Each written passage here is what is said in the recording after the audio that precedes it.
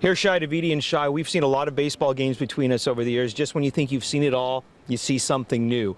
We've heard from Jose Bautista. We heard from John Gibbons. You had a chance to speak to a number of other players. What was the general consensus as far as why it happened? Well, first off, there's obviously anger and frustration, but the overriding feeling in that clubhouse is one of confusion. You know, Edwin Encarnacion said, I don't know how to play the game anymore. Russ Martin said, if I go in to make that same slide the next day, I'm not sure what to do. I'm not sure where I'm supposed to go.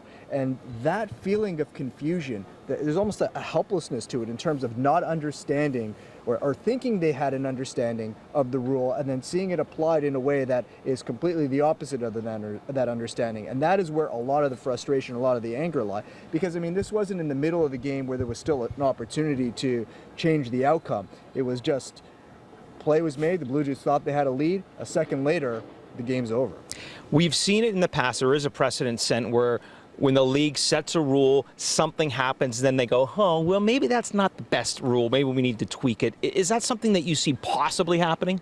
Well, certainly it's going to be examined. And, you know, a couple of things. You think back to when the catching rule of collisions at home was instituted. Russell Martin was saying he was in a game when he was with the Pirates, and he had a forced play at home, and he ended up being called for blocking the plate, and he lost the out.